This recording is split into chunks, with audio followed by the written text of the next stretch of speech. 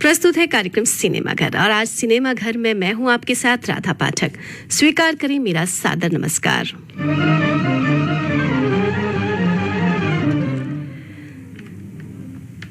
Cinema घर कार्यक्रम में आज हम लाए हैं सन 1959 में रिलीज हुई फिल्म अनाड़ी, जिसका निर्देशन किया ऋषिकेश मुखर्जी ने।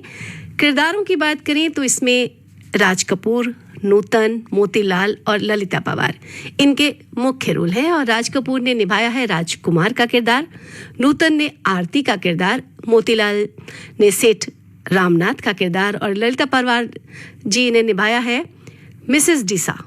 जी हाँ, ये किरदार निभाया है जिन्होंने राज कपूर को अपने घर में रखा हुआ है। और एक शोभा खोटे का भी किरदार है जो आशा के रूप में है, नूतन की सहेली के रूप में। इस फिल्म का संगीत निर्देशन किया शंकर जयकिशन ने। गीतकार हैं हसरत जयपुरी और शैलेंद्र ने भी गीत लिखे हैं। गायक कलाकार लता मंगेशकर, मुकेश और मन्ना डे।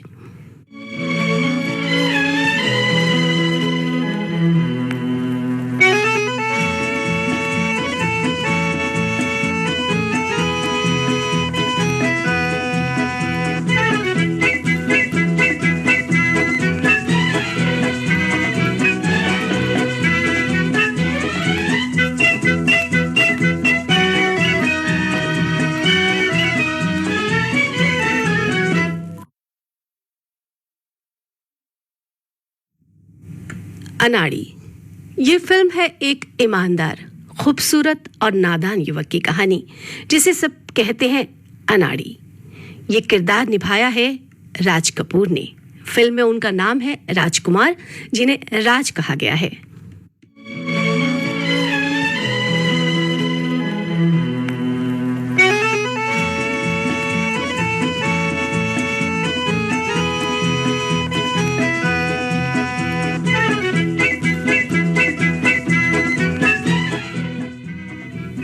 कहानी शुरू होती है। मिसेस डीसा पर्दा खोलती हैं। बाहर देखती हैं राज आ रहा है, यानी राज कपूर आ रहे हैं। वो मिसेस डीसा का घर है।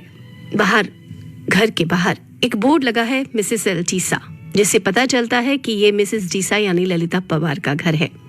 वो चुपके से अंदर आता है, मगर अंदर बैठी हैं मिसेस डीसा, जो राज का ही इंतजार कर रही हैं। वो उससे किराया मांगती हैं, क्योंकि कई महीने से राज ने कोई किराया नहीं दिया। वो कहती हैं कि तुम पैसे लेकर आओ। वो कहते हैं नहीं, मुझे अभी नौकरी नहीं मिली है। उनकी बहस होती है। मिसेस डीसा फिर चली जाती हैं।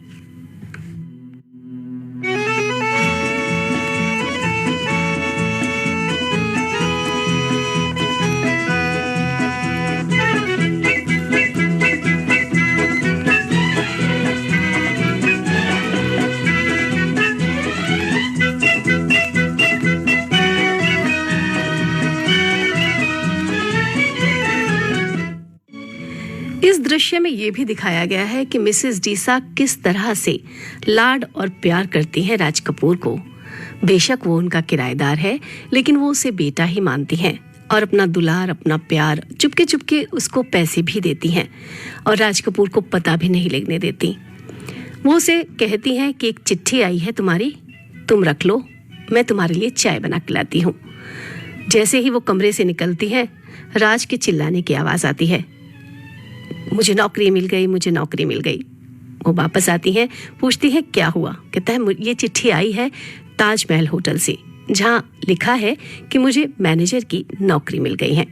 अब राज कोट प्रेस करने लगता है, क्योंकि उसे नौकरी पर जाना है। मिसेस डीसा उसकी चाय बनाती हैं।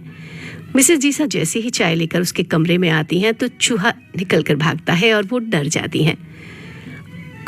वो मिसेस डीसा के पास राज कपूर आते हैं, कहते हैं अरे ये चूहा तो मेरे कोट की जेब से निकला है। वो बात करने लगता है, इतनी देर में कोट जल जाता है।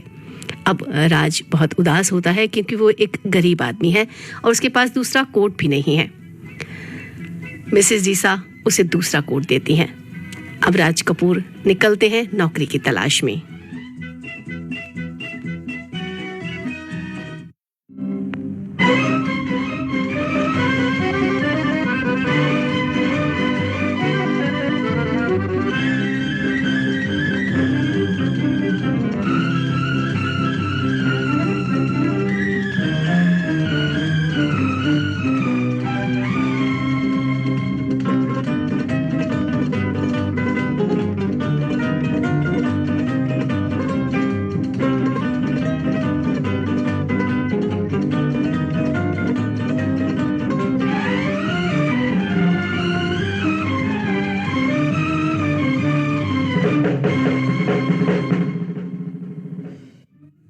अब राज जा रहा होता है नौकरी की तलाश में, मगर रास्ते में दिखता है कि एक लड़की दीवार फांद कर भाग रही है। ये लड़की है आरती यानी नूतन, जो स्टाइल और एटीट्यूड सिखाने वाले कॉलेज से भागी जा रही है। अब वो राज से झूठ बोलती है कि वो एक गरीब है, क्योंकि राज पूछता है कि तुम दीवार फांद कर कहाँ जा रही हो। कह रहा है यहाँ के मालिक मुझे पैसा मांग रहे हैं और मुझे दूसरी नौकरी पर जाना है। कहता है यही तो मिसेस डीसा मेरे साथ करती हैं। अच्छा तुम भी गरीब हो? कहती हाँ मैं भी गरीब हूँ। आरती घर पहुंचती है जहाँ होती है उसकी सहेली आशा यानी शोभा खोटे। उधर राजकुमार पहुंचता है ताज होटल और काम शुरू करता है।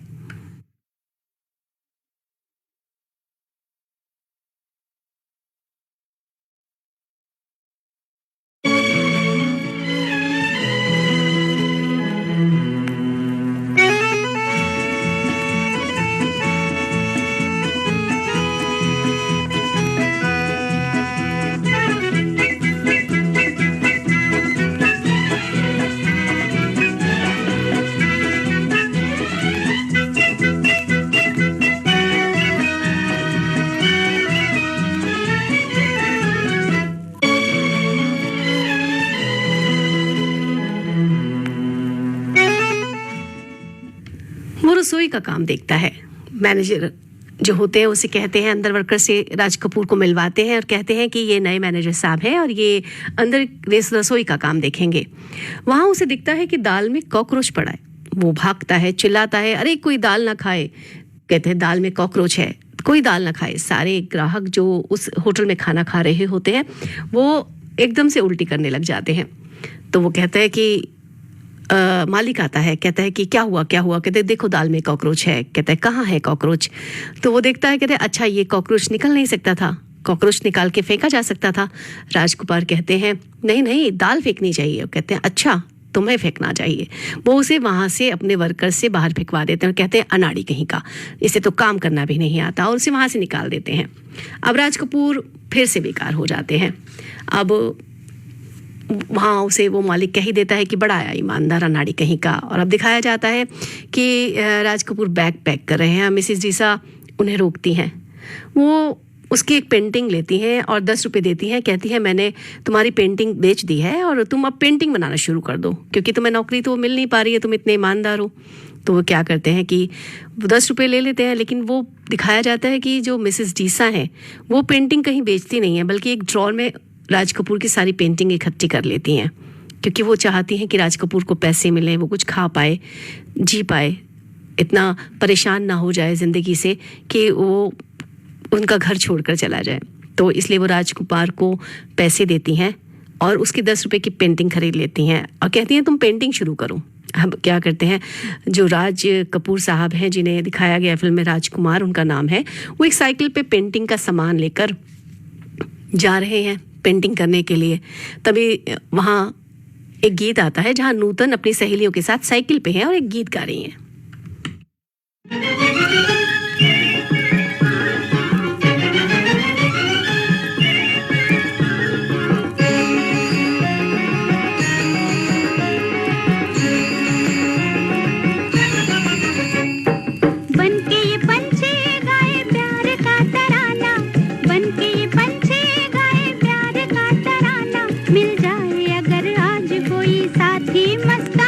मिल जाए अगर आज कोई साथी मस्ताना, झूमे आसमां हो बनके पंछी गाए प्यार का तराना बनके पंछी गाए प्यार का तराना मिल जाए अगर आज कोई साथी मस्ताना मिल जाए अगर आज कोई साथी मस्ताना तो झूमे धरती और झूमे आसमां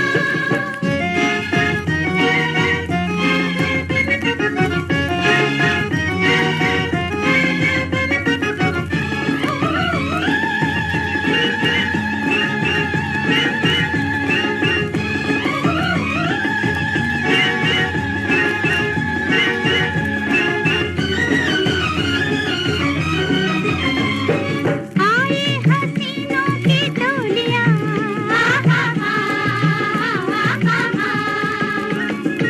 आए हसीनों की टोलियां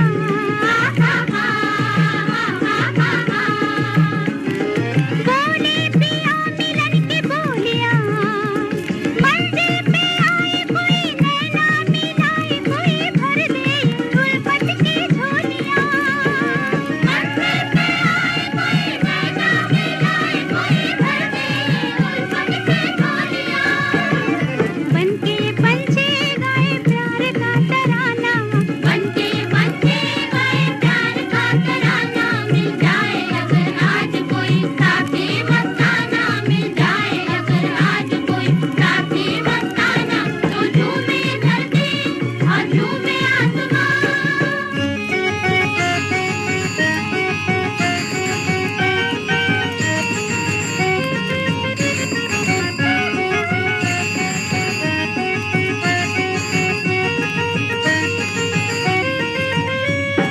खेतों पे छाई जवानियां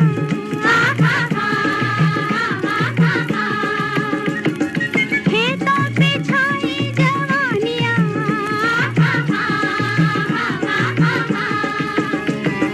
पत्तों पे लिखी कहानियां फूलों के डाल जैसे रंगी रुमाल कोई दे दे हमें भी निशानियां फूलों के डाल जैसे रंगी रुमाल कोई दे दे हमें भी निशानियां बनके पंछी गाए प्यार का तराना बनके पंछी गाए प्यार का तराना मिल जाए अगर आज कोई साथी मस्ताना मिल जाए अगर आज कोई साथी मस्ताना तो झूमे धरती और झूमे आसमां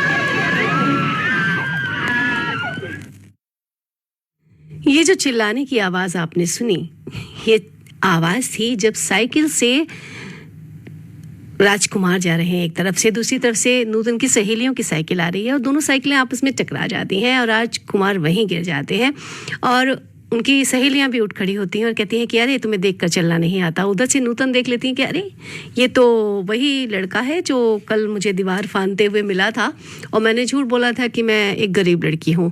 वो नूतन उनके पास आती हैं और कहती हैं कि अरे आप यहाँ कैसे, और ये क्या है, कहने कि मुझे जो कल नौकरी मैं करने गया था वो मुझे नहीं मिली और मुझे वहाँ से फिर से निकाल दिया गया, तो मैं इसलिए पेंटिंग करना चाह रहा हूँ। अब नूतन को उन पर बड़ा तरस आता है। वो कहती हैं कि अच्छा आप पेंटिंग करते हैं? तो वो राज उनसे पूछते हैं कि आप यहाँ कैसे? कहते वो जो लड़की खड़ी है वो शोभा खोटे की तरफ इशारा करती हैं, कहती हैं कि वो मेरी मालकिन है, मैं उनके साथ काम करती हूँ। कहती बड़ी अच्छी बात है।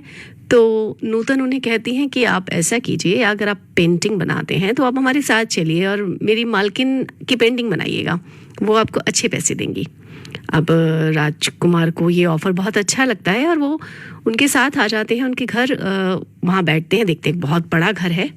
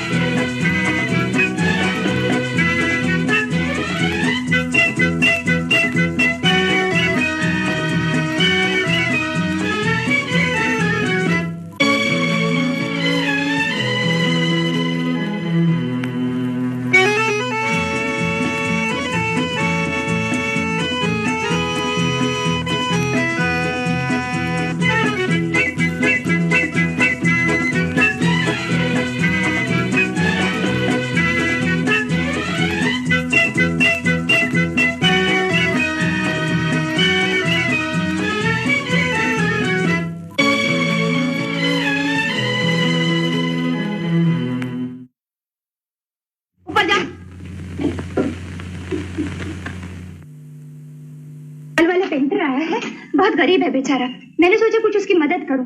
वो देखो मेरी सेठ में 1000 रुपए है ना, वो उसे दे देना। लेकिन ये साड़ी इसकी क्या जरूरत है? अरे बाबा, वो मुझे आशा और तुम्हें आरती समझता है, सेठ रामनाथ जी की भतीजी, समझे? और वो आरती की तस्वीर बनाने आया है। अरे बाप रे, नहीं मुझसे ये नहीं होगा। आशा प्लीज मेरे लिए। हाँ हाँ, चलो आप।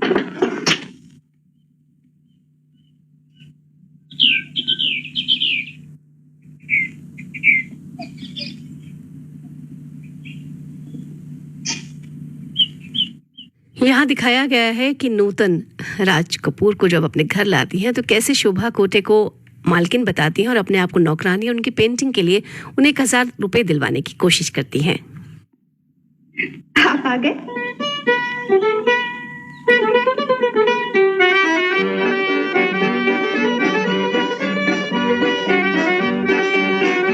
क्या देख रहे हैं आप?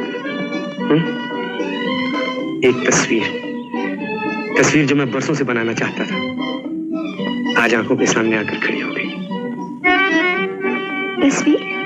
जी हाँ, मुद्दत से एक तस्वीर के धुंधले से नक्श मेरे दिमाग में थे। एक बहुत खूबसूरत लड़की, लंबे घने बाल कंधों पे पड़े हुए, बालों में पानी की बूंदें जैसे फूलों पे शबनम, आंखों में समंदर की सी गहराई, होठों पे एक ऐसी मुस्कुराहट जो मौत भी ला सकती है और जिंदगी भी दे सकती है। सुनिए, आज मैं आपकी तस्वीर क्यों ना बनाऊं? आपकी मालकिन की तस्वीर फिर कभी बना लेंगे। नहीं, ऐसा मत कहिए। मालकिन सुन लेगी तो गजब हो जाएगा। क्यों? आपकी मालकिन आपसे अच्छा सलूक नहीं करती? वैसा ही जैसे मालिक लोग हर नौकर के साथ करते हैं। मिजाज की बहुत चिड़चिड़ी है। ये बात है? फिर तो मैं लंबे पैसे मांगूंगा। अमीर आदमी से मुझे कोई हमदर्दी नहीं। होने भी नहीं चाहिए, खूब लंबे पैसे मांगिए। जी हाँ, 20 रुपए मांगूंगा। 20 रुपए? ज्यादा है? अगर आप कहें 1-2 रुपए कम कर दूंगा। नहीं, आपको तो पूरे 1000 रुपए लेने चाहिए। मुझे कौन देगा? मैं दूंगी। मेरा मतलब है मालकिन दे। मैं गरीब आदमी, आप मजाक करती थी। देखिए मेरी जबान लड़खड़ा गई, दिल धड़ाने लगा है। देखिए, मैं सच कहती हूँ, आपको 1000 से कम नहीं लेने दूंगी। ये बड़े लोग तस्वीर नहीं, झूठी शान खरीदते हैं। आइए। सुनिए आरती जी, सुनिए, देखिए। आरती जी आई। 1000 रुपए से कम मत लीजिए। देखिए आरती जी, यही है वो चित्रकार। देश भर में इनकी धूम मची है। मैंने तो सिर्फ 1000 रुपए में इन्हें मना। नहीं, 20। हाँ, 20,000। इनका कहने का मतलब ये है कि इन्होंने अपनी पहली तस्वीर 20,000 में बेची है। हाँ, तो मालकिन कहाँ बैठे? कहीं भी बैठ जाए। अच्छा, तो आप यहाँ आ जाइए। आइए ना, आप यहाँ आइए। आप बैठ जाइए, बैठिए ना। दिल्ली ना फुल शो। यहाँ पर जब नूतन अपनी मालकिन की तस्वीर बनाने के लिए राज कपूर से कहती हैं, उधर शोभा घोटे भी नर्वस है, उनकी सहेली, क्योंकि वो अपने आप को आशा बता रही हैं और उसको आरती अपनी मालकिन बता रही हैं। राज कपूर 1000 रुपये सुनकर ऐसा चेहरा बनाते हैं क्योंकि उन्होंने ज़िंदगी में कभी 1000 रुपये देखे ही नहीं हैं। 10-20 रुपये की नौकरी करने वाला इंसान अगर 1000 की बात सुनेगा तो क्या होगा।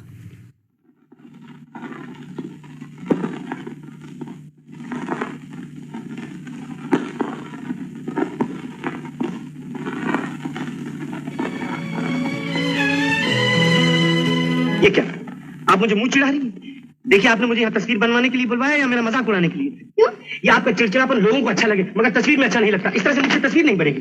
तो मुझे भी तस्वीर बनवाने की जरूरत नहीं। आशा, इधर आओ। जी, इधर आओ। तुम इसकी तस्वीर बनाओ। मेरी तस्वीर? हाँ, मालिक के साथ जबान नहीं लड़ाते, समझी? बैठो यहाँ, तुम इसकी तस्वीर बनाओ।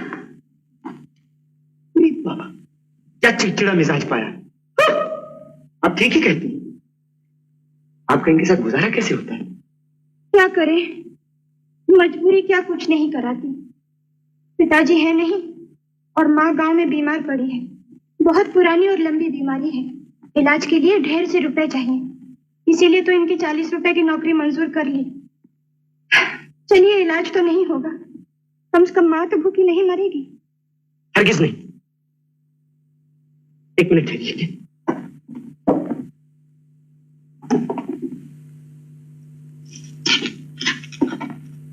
देखिए, क्या है? देखिए, आप भले मेरा मुंह चिढ़ाएं, मजाक उड़ाएं, जो जी चाहे सो करें, मैं आपकी तस्वीर बनाने के लिए तैयार हूँ। कह तो दिया मैं तस्वीर बनवाना नहीं चाहती। तुम आशा की तस्वीर बनाओ। तुम्हें रुपए चाहिए ना? ये रहो तुम्हारे 1000 रुपए। देख क्या रहो, लो ना। अब जाके आशा की तस्वीर बनाओ, जाओ।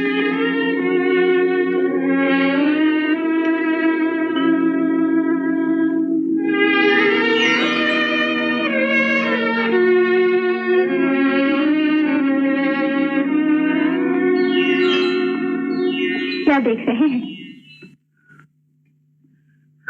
1000 का नोट? जी हाँ, जिंदगी में पहली बार देखा है। आप भी देखिए, देखिए ना। रखिए।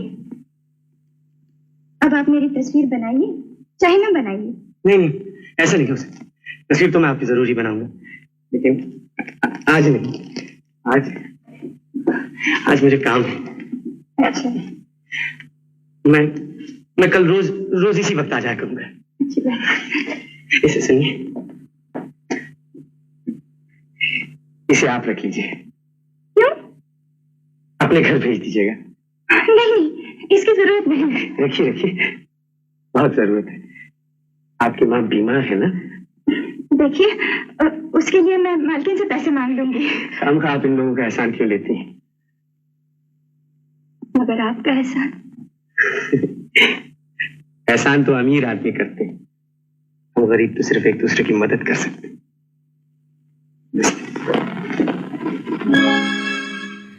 और यहाँ राजकुमार यानी राज कपूर नूतन को वो 1000 रुपये देकर चले जाते हैं। नूतन उनका चेहरा देखती रह जाती हैं। उन्हें आश्चर्य होता है कि वो व्यक्ति जिसने अपनी जिंदगी में कोई 1000 रुपये नहीं देखे, 20-30 रुपये महीने की नौकरी के लिए दर दर की ठोकरें खा रहा है, आज उसे 1000 रुपये मिले, लेकिन उसने वो मुझे दे दिए। ये कहकर कि एहसान तो अमीर लोग करते हैं, गरीब तो एक दूसरे की मदद करते हैं। वो सोचने लग जाती है और इधर राज कपूर अपनी धुन में खुश हैं कि आज उन्होंने किसी की मदद की।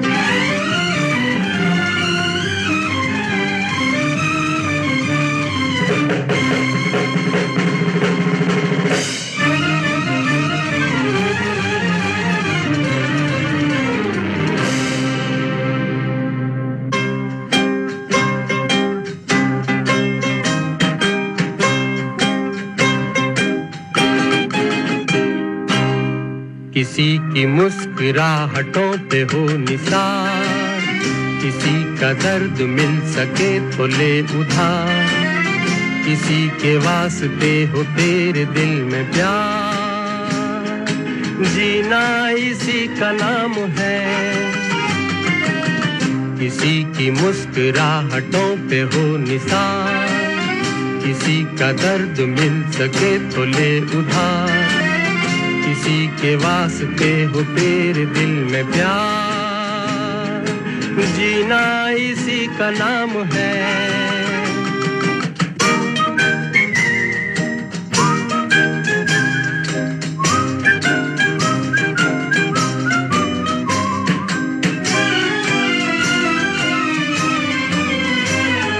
माना अपनी जेब से फकीर है, फिर भी यारो दिल के हम अमीर हैं। माना अपनी जेब से फकीर हैं, फिर भी यारो दिल के हम अमीर हैं।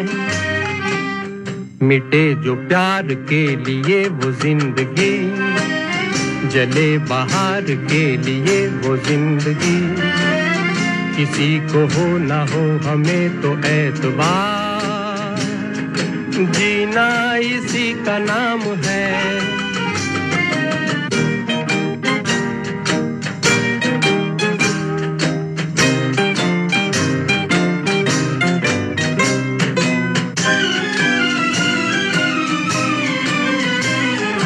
रिश्ता दिल से दिल के एतबार का, जिंदा है हम ही से नाम प्यार का। रिश्ता दिल से दिल के एतबार का, जिंदा है हम ही से नाम प्यार का। के मर के भी किसी को याद आएंगे, किसी के आंसुओं में मुस्कुराएंगे। कहेगा फूल हर कली से बार बार, जीना इसी का नाम है। किसी की मुस्कुराहटों पे हो निसार, किसी का दर्द मिल सके तो ले उठा। किसी के वास्ते हो तेरे दिल में प्यार, जीना इसी का नाम है।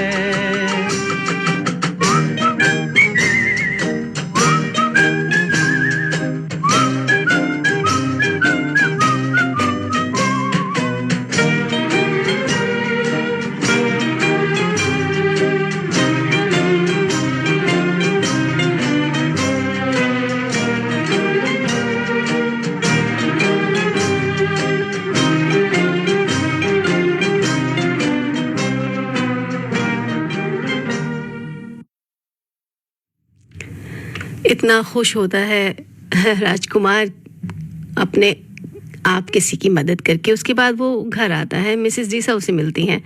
अब वो राज कपूर से पूछती हैं तुम सोए क्यों हो, अभी तक उठे क्यों नहीं। वो पूरी कहानी बताता है कि मैंने किस तरह 1000 रुपये उस लड़की को दे दिए। वो बहुत चिल्लाती हैं, कहते हैं क्या है ये, तुमने 1000 रुपये क्यों उस लड़की को दे दिए, तुम भूखे हो, तुमने खाना भी नहीं खाया। वो चुपचाप से एक अठन्नी उसकी टेबल पर रख देती हैं और कहती हैं अरे ये तो रखा पैसा, और तुम मुझसे झूठ बोलते हो कि तुम्हारे पास पैसे नहीं है। तो वो कहता है मिसेस डीसा से नहीं नहीं मेरे पास पैसे नहीं हैं और ये मेरा पैसा नहीं है। कहते नहीं ये पैसे तुम्हारे ही हैं, जाओ खाना खाओ, तुमने ये पैसे रखे हुए हैं। अब मिसेस डीसा वहाँ से चली जाती हैं और राजकुमार उनको देखता रह जाता है। कभी अठन्नी को देखता है, कभी मिसेस डीसा को देखता है, सोचता है कितनी महान है ये मिसेस डीसा जो मेरे लिए, मेरे को खाना खिलाने के लिए एक 8 आने यहाँ रख गई हैं। वो उस 8 आने को लेकर बाजार जाता है।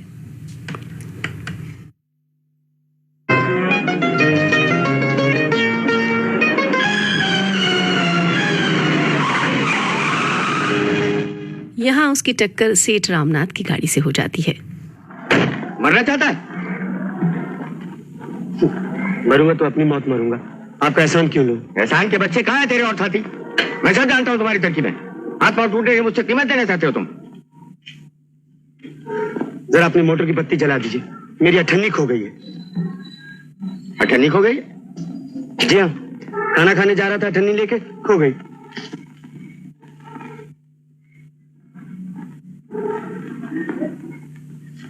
ये लो और आंखें खोल के चला करो। मैं बेकार हूँ, भिखारी नहीं। मेरा ये मतलब नहीं था, तुम्हें खाना ही खाना है ना? चलो मेरे साथ शान महल होटल में चलो।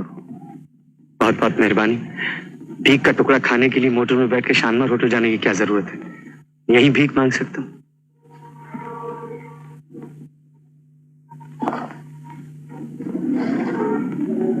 ये लो तुम्हारी अठन्नी मिल गई।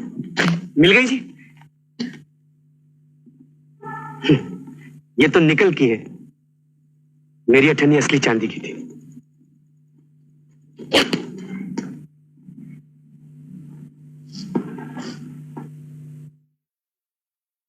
यहाँ दिखाया जाता है कि वो कितना ईमानदार है और 8 आने के लिए भी वो बेईमानी नहीं कर रहा कि बताया उनको कि वो ये मेरी अठन्नी नहीं है, और बेचारा अपनी अठन्नी ढूंढने लगता है। लेकिन जब सेठ रामनाथ वहाँ से जा रहे होते हैं तो उनका जो पर्स है वो वहाँ गिर जाता है। तो राजकुमार देख लेते हैं और वो आवाज़ लगाते हैं अरे आपका बटुआ गिर गया, अरे आपका बटुआ गिर गया। लेकिन साथ में कुछ गुंडे भी वहाँ बैठे होते हैं और वो भी देख लेते हैं कि राज आवाज़ लगा रहा है बटुए के लिए।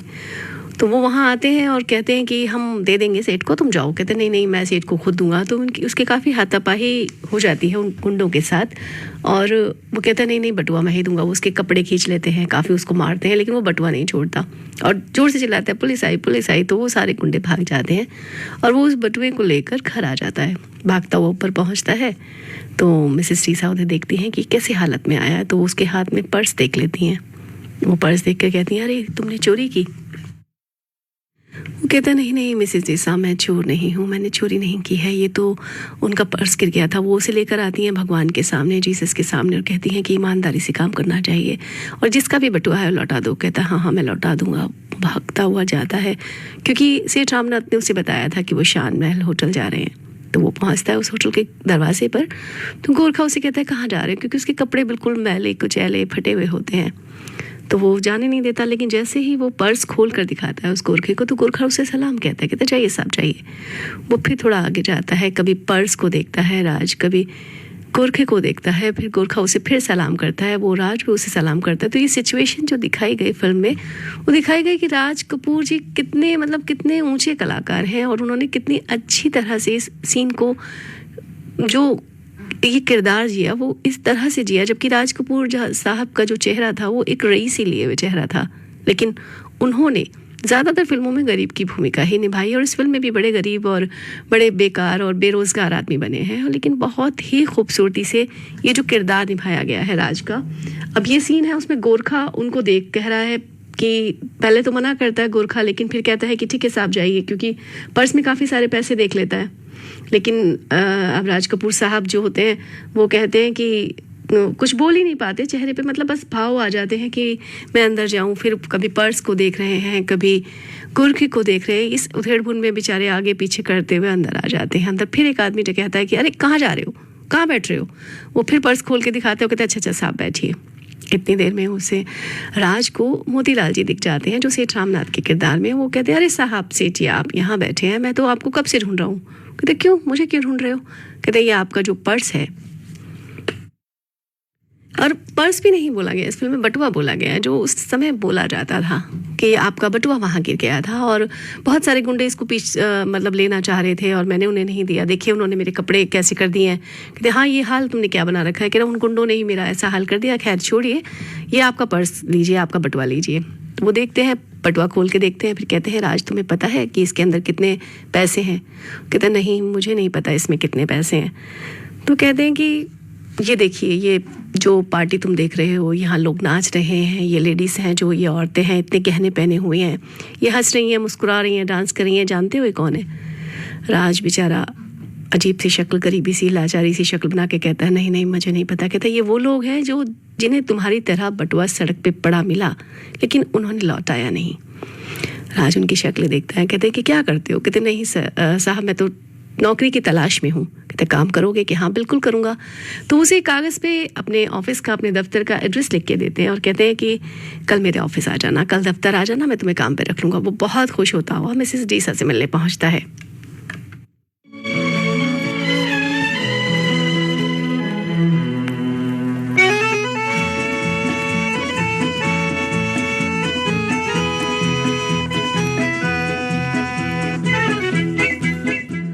मिसेस डीसा को बताता है कि नौकरी मिल गई है और वो अब मिसेस डीसा भी खुश हो जाती है। मोतीलाल जी सेठ रामनाथ जी के ऑफिस में वो काम करने लगता है, उसकी ईमानदारी से खुश होकर उसे नौकरी भी दे देते हैं। अब इधर वो काम तो कर लेता है, लेकिन अब आशा की पेंटिंग के लिए, आशा की जो तस्वीर बनाने के लिए, यानी आरती की तस्वीर बनाने के लिए उसने 1000 रुपये लिए हुए हैं। अब वो आरती से मिलता है, कहता है कि मुझे सुबह में तो नौकरी मिल गई है, लेकिन मैं शाम को आपकी तस्वीर बनाने ज़रूर आऊँगा। तो नूतन कहती हैं कहाँ थे, मैं तो तुम्हारा इंतज़ार कर रही थी कि बड़ी देर से आए। वहाँ फिर कुछ सहेलियाँ भी होती हैं। वो नूतन कहती है चलो बाहर चलते हैं, क्योंकि यहाँ मालकिन की सहेलियाँ आई हुई हैं। अब नूतन यहाँ राज के सामने आशा बनी हुई है, कहती हैं कि आरती की सहेलियाँ आई हुई हैं, चलिए हम बाहर चलते हैं। वो पार्क में उसे लेकर आती हैं। अब पार्क में लेके आती हैं तो एक फूल अपने जूड़े में लगाने के लिए उनसे कहती हैं। राज समझ नहीं पाता, तो राज से कहती हैं कि अनाड़ी हो तुम, तो तुम्हें कुछ समझ नहीं आता। यहाँ भी एक गीत होता है दोनों का।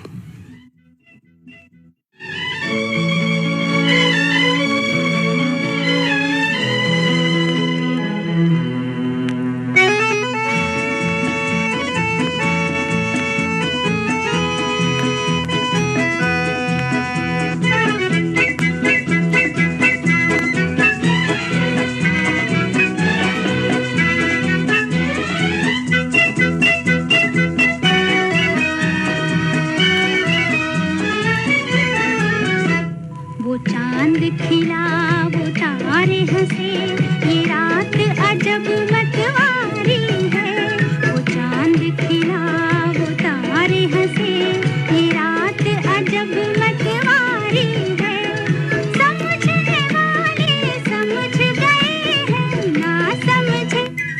ना समझे वो अनाड़ी है वो चांद खिला वो तारे हंसे ये रात अजब मतवारी है समझने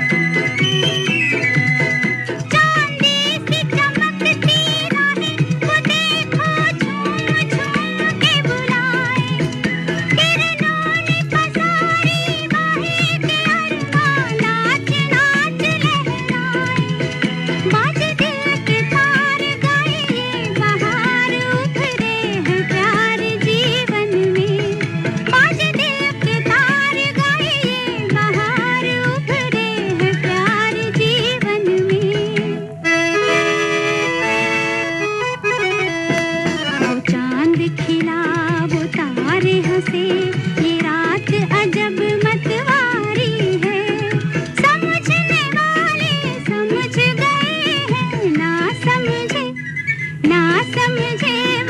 अनाड़ी है वो चांद खिला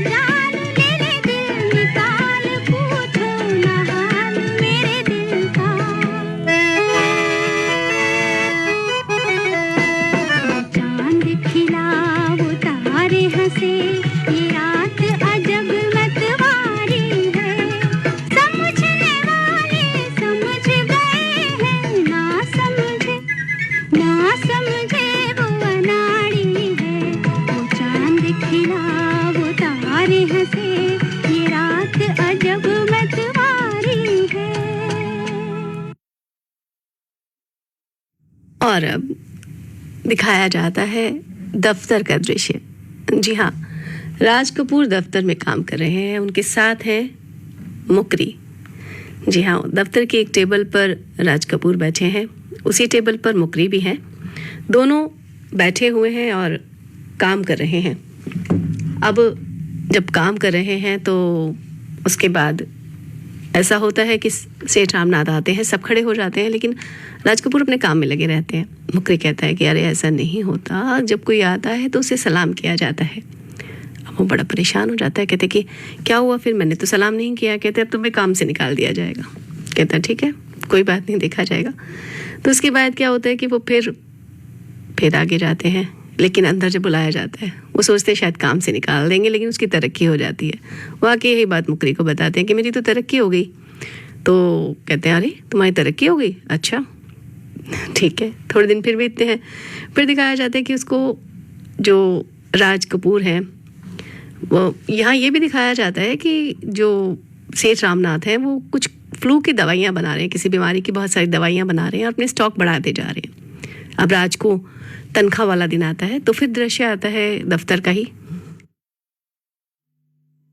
ए मिस्टर, मेरे पास माचिस है, तुम्हारे पास एक सिगरेट है? मैं धूम्रपान नहीं करता। तो तेरी की किसी काम का नहीं, सिर्फ काम करना जानता है।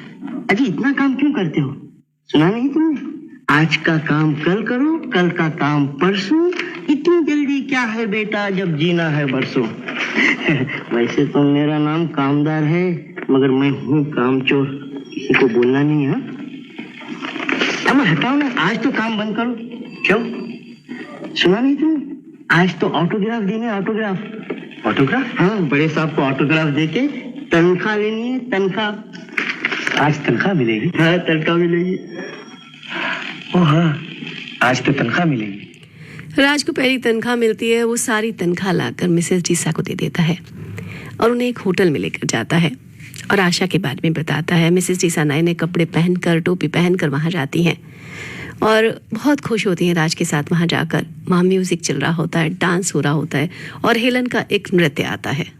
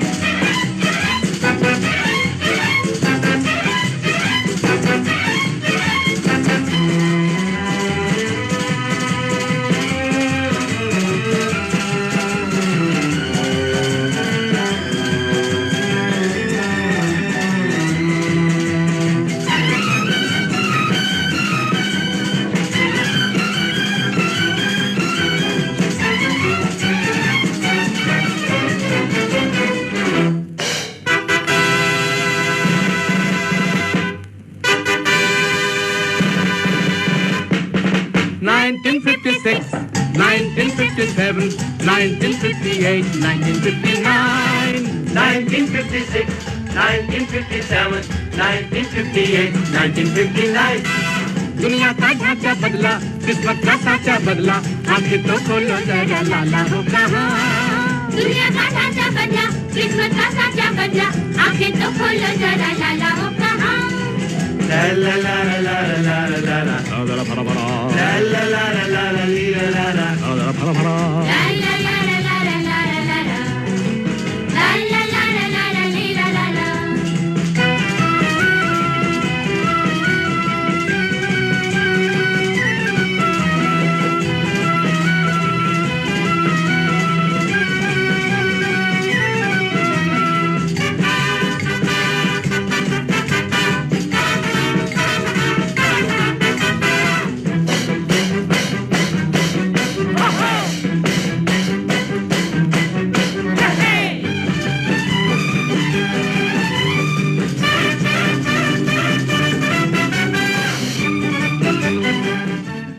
इस नृत्य के बाद हेलन उसको एक बुके देती हैं राज को, क्योंकि उन्होंने इसके साथ डांस किया था। वो बुके वो मिसेस डीसा को दे देता है और अगले दिन आशा को लेकर मिसेस डीसा के पास आता है राज, और राज से मिसेस डीसा कहती हैं कि अच्छा ये वही गरीब लड़की है जिसे तुम मिले थे, तुमने 1000 रुपये दिए थे? कहता है हाँ।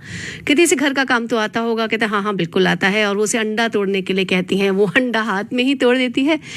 तो मिसेस डीसा कहती है कोई नहीं, चलो मैं तुम्हें काम समझा दूंगी। फिर राज सेठ रामनाथ के घर जाता है, जहाँ उसे पता चलता है कि उसके मालिक की जो है वो सेठ रामनाथ हैं और वही आशा के मालिक भी हैं, क्योंकि आशा ने उन्हें आरती नहीं बताया कि वो आरती हैं।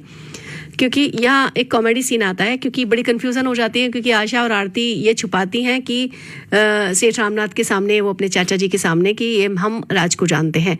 तो दोनों ही नौकर होने का भी नाटक करती हैं या मालिक होने का भी नाटक करती हैं। इस तरह के जो कॉमेडी सीन्स हैं ना, यही ऋषिकेश मुखर्जी की फिल्मों की पहचान है। तो ये क्योंकि चूँकि फिल्म ऋषिकेश मुखर्जी की है, तो इस तरह के कॉमेडी सीन से पता चलता है कि ऋषिकेश मुखर्जी जो फिल्मों में छोटे छोटे कॉमेडी सीन्स डालते थे, वो इस फिल्म में यहाँ पर आता है। कई जगह आता है जो आपको हंसने पर मजबूर कर देता है। इसके बाद दिखाते हैं कि एक नाव में राज और आशा गीत गा रहे हैं, यानी राज कपूर और नूतन।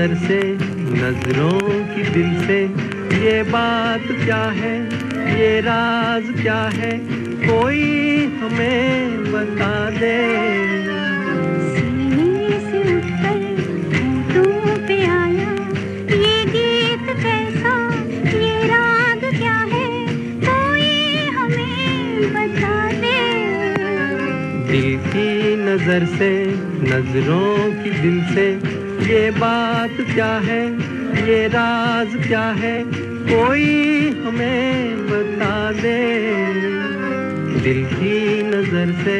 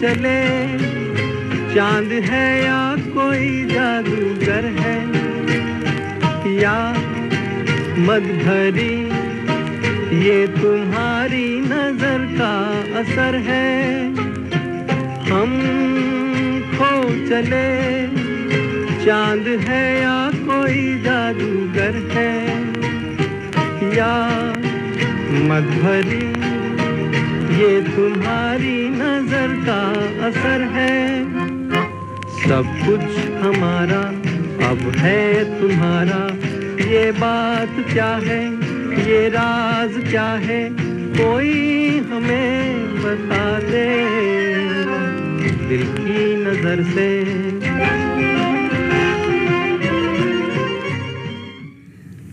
इसके बाद आता है आशा यानी आरती का जन्मदिन। खुशियां मनाई जाती हैं और आरती के जन्मदिन के मौके पर चूंकि सेठ रामनाथ बहुत व्यस्त हैं, वो फ़ोन करके रात से कहते हैं कि तुम केक घर पहुंचा दो। अब वो केक लेकर जब घर पहुंचता है तो वहाँ उसे पता चलता है कि आरती दरअसल आरती नहीं आशा है और जिसे वो आशा समझ रहा था वो आरती यानी सेठ रामनाथ की भतीजी है।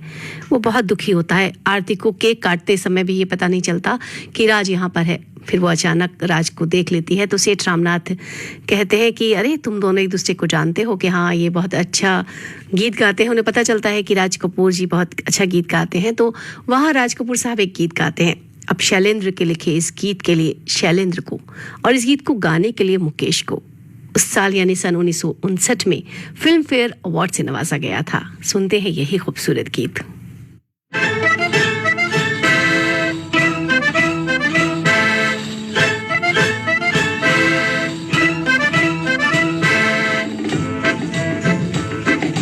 सब कुछ सीखा हमने ना सीखी होशियारी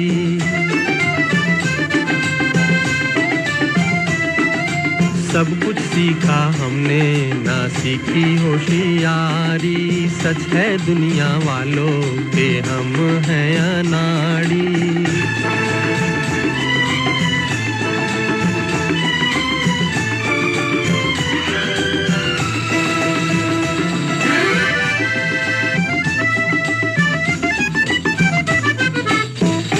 दुनिया ने कितना समझाया कौन है अपना कौन पराया फिर भी दिल की चोट छुपाकर हमने आपका दिल बहलाया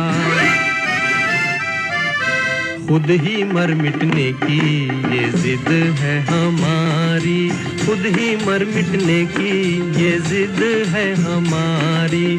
सच है दुनिया वालों के हम हैं अनाड़ी।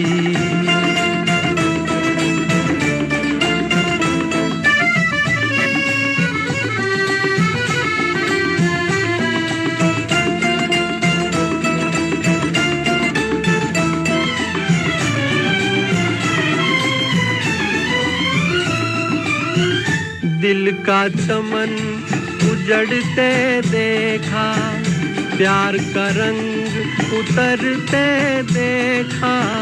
हमने हर जीने वाले को धन दौलत पे मरते देखा। दिल पे मरने वाले मरेंगे भिखारी, दिल पे मरने वाले मरेंगे भिखारी। सच है दुनिया वालों के हम हैं अनाड़ी।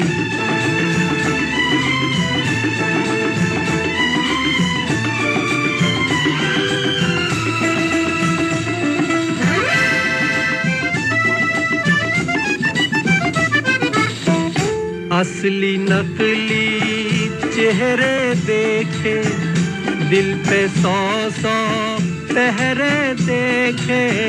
मेरे दुखते दिल से पूछो, क्या क्या ख्वाब सुनहरे देखे।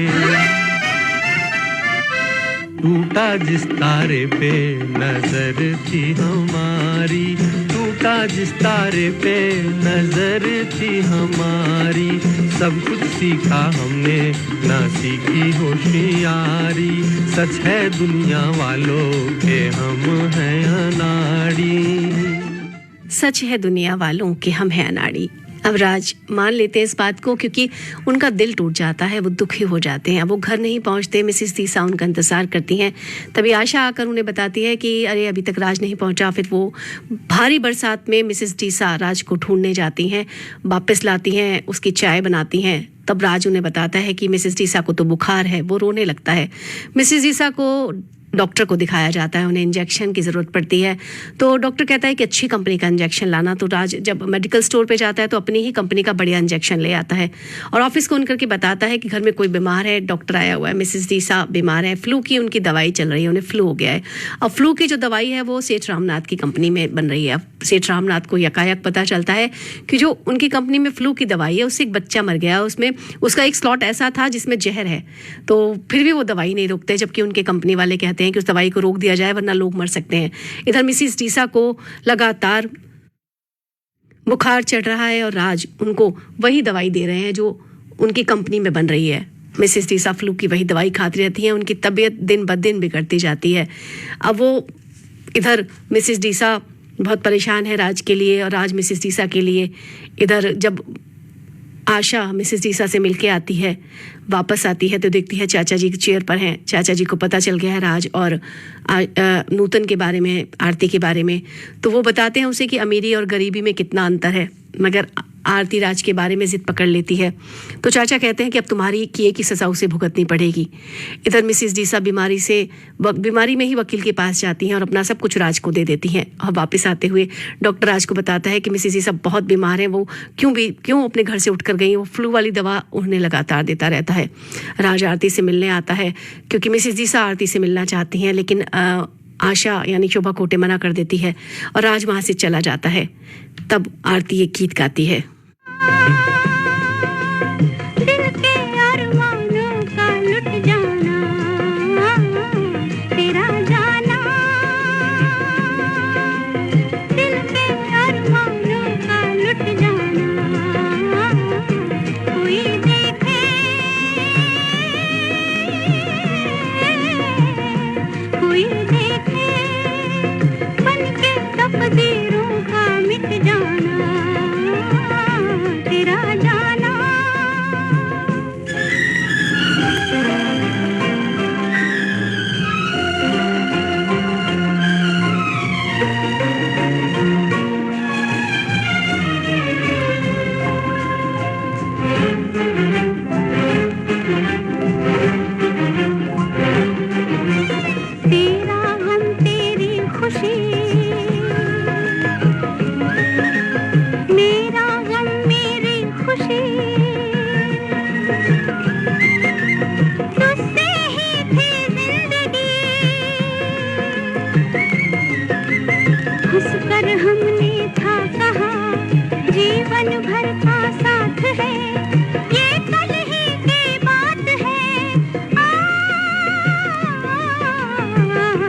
तेरा जाना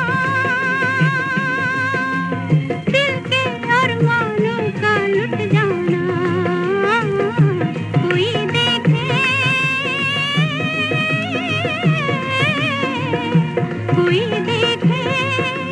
बन के तकदीरों का मिट जाना तेरा जाना। राज वापस घर आता है तो देखता है मिसेस दीसा दम तोड़ चुकी होती हैं। अब वो बहुत उदास होता है, सारा कुछ करता है मिसेस दीसा के लिए। एक कंपनी का एम्प्लॉय मिलने आता है, वो बताता है कि तुमने कौन सी दवा दी थी फ्लू में मिसेस दीसा को। वो शीशी दिखाता है तो बताता है ये तो हमारी कंपनी की दवा है, ये तो बेकार है, ये तो लोगों की जान ले रही है, इसमें जहर है। वो गुस्से में आ जाता है और सेठ रामनाथ के पास पहुंचता है और कहता है मिसेस दीसा मरी नहीं है बल्कि आपने उनका खून किया है। अब सेठ रामनाथ साजिश रचते हैं राजकुमार के खिलाफ और आरती उनकी बातें सुन लेती है। वो पहुंच जाती है राजकुमार को बचाने, कहती है मुझे मिसेस दीसा से बात करनी है। वो कहते हैं मिसेस दीसा तो अब नहीं है, मर चुकी हैं। वो वहां से चली जाती है रोती हुई और इधर मिसेस दीसा के खून के इल्जाम में राज को पुलिस गिरफ्तार कर लेती है सेठ रामनाथ की साजिश के तहत। अखबारों में खबर छपती है कि राज खूनी है। आरती चाचा जी से पूछती है कि राजकुमार जब बेकसूर है तो उसको जेल क्यों हुई। अदालत चलती है, वकील पूरी इजराह करते हैं, सबके बयान होते हैं। आरती घर छोड़ देती है और सेठ रामनाथ बयान देते हैं।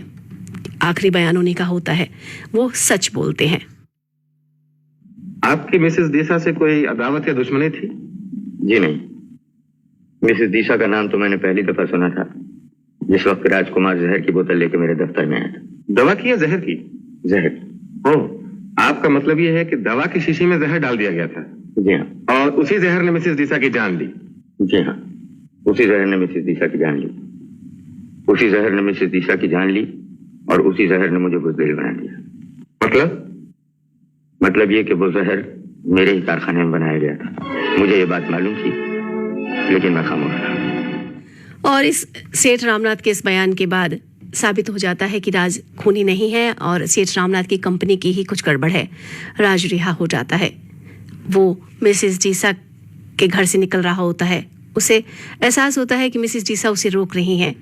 वो रोने लगता है, तभी आरती वहां आ जाती है और फिल्म का सुखद अंत हो जाता है।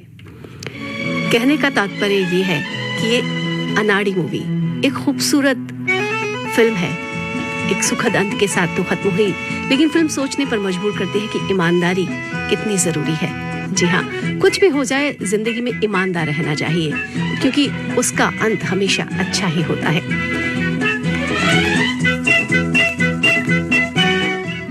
आज हम कार्यक्रम सिनेमा घर में आपके लिए लेकर आए थे कहानी अनाड़ी। इसी के साथ ये कार्यक्रम अब संपन्न होता है।